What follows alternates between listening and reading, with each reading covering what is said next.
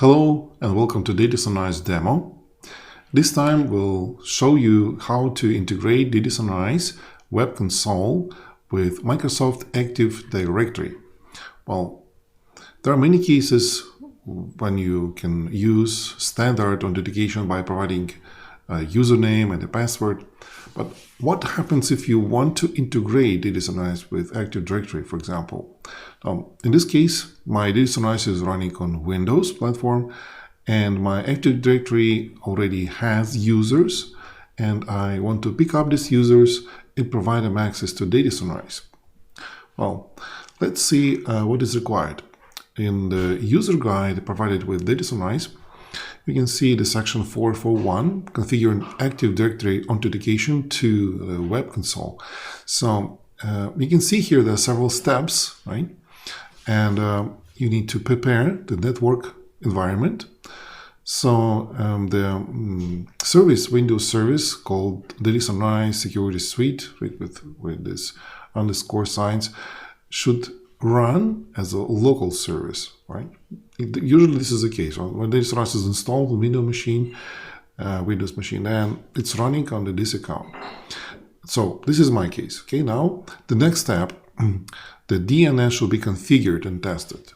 It's very important because we are going to use DNS for our computer name, and my computer has a name with fully qualified domain name with domain name in the suffix, right?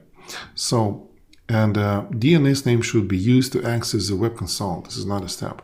So I'm going to use my Web Console by using this fully qualified domain name, HTTPS, and 11,000 port. So next step is for Kerberos-based authentication. This is what I'm going to perform, and you will see how easily is this, because my computer now is joined to the domain, and I'm going to show you how to make sure that I can use my computer with authentication via HTTPS. So I enter this command according to this manual, so the DataSunrise Web guide, user guide. So I'm going to set SPN command for my network with this name. Marcus DB local is my fully qualified domain name for my machine, and Marcus is the name of my computer.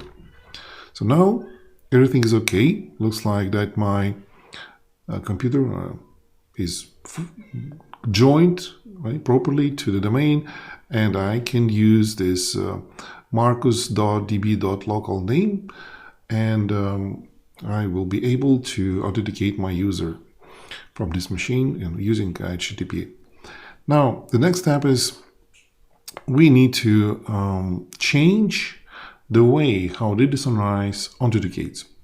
This is very important, and we are going to change this one. So originally I entered here my admin and the user. So admin is my username and the password, but now I'm going to change the way how DataSunrise will authenticate. So under system settings, general menu item, there is a Web Console parameters and a type of authentication to the Web Console. So I'm going to change it from my regular to Kerberos. So I'm going to use the Kerberos protocol used in Active Directory, and my users in Active Directory will be able to smoothly connect to DataSunrise Web UI now. So I've saved it, but it's not enough actually at this point. So let's check the manual, let's check the user guide.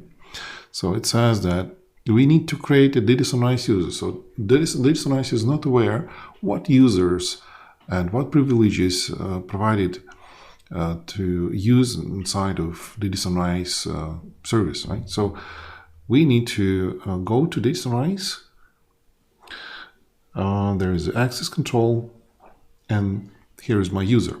I have already added this user, but you can check that all the settings. So this is a DB/admin, and the role is DB-admin. It means it has full privileges inside of DataSunrise instance. Well, if required, you can also provide DataSunrise with the confirmation status, as two-factor authentication if necessary, You can put it here, the email should be provided, and you can force this two-factor authentication here. Well, but I disable this for the moment, but you can watch another video where you can easily configure that. Now, so this user is created. This user from the domain already has all required privileges. Now, what is the next step? Let's look inside of this user guide. So it says that we will change this type of authentication. We created the user.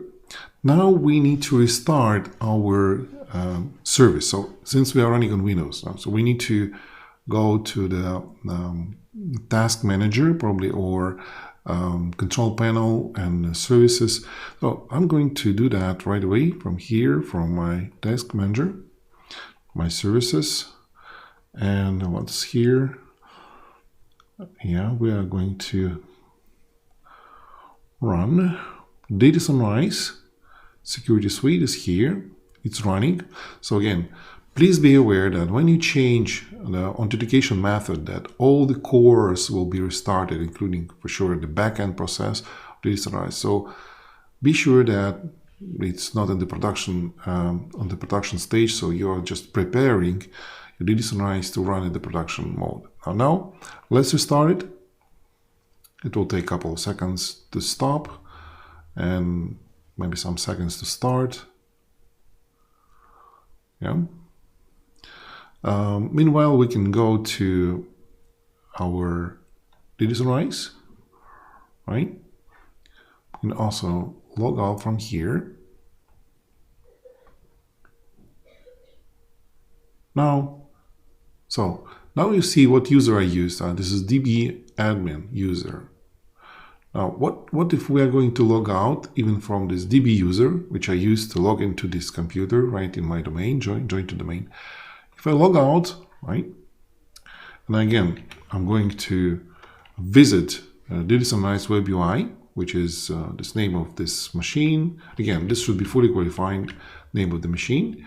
And let's say this will be 11,000 port, and I try to visit or log in, right?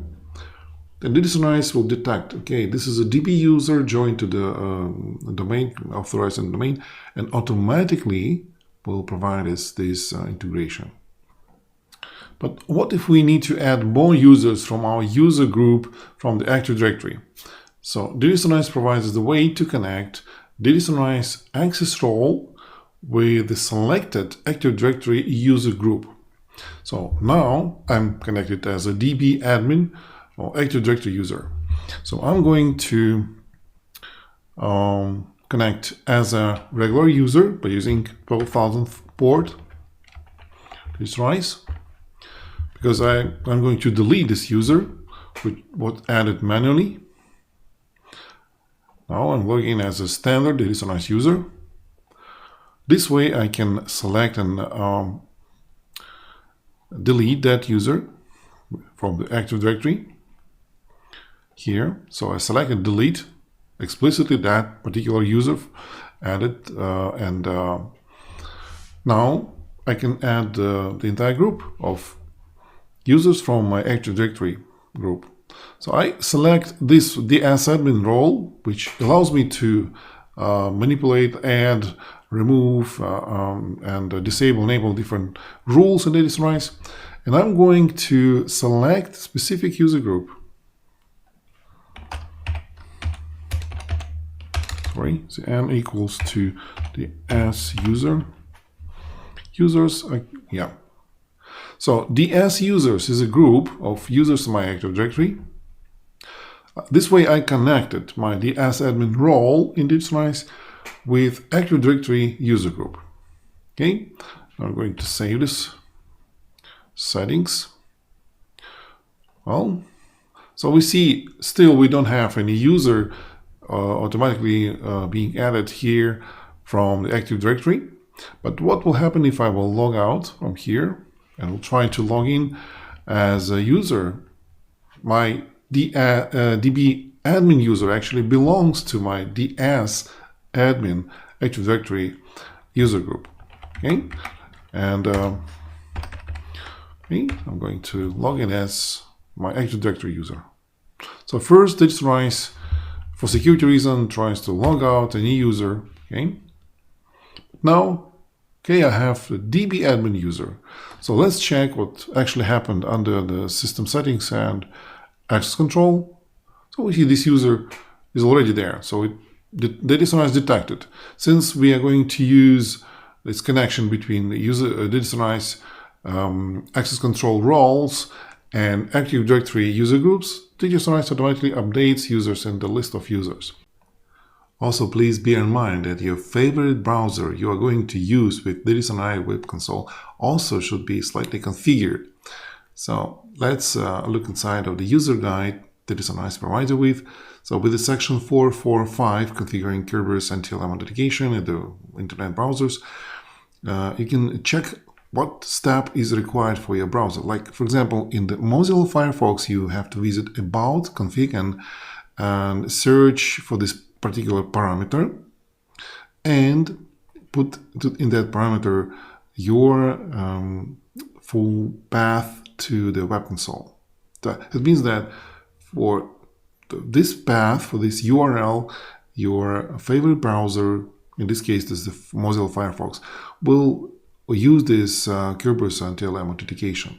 And this way, DataSunrise will authenticate you with a DB domain and admin, in my case, username I used to connect to this machine and log into the machine. Okay. We hope that this integration can help you greatly in your networks and your enterprise networks and your Microsoft Active Directory domains and help you to authorize your domain users. Thank you for watching.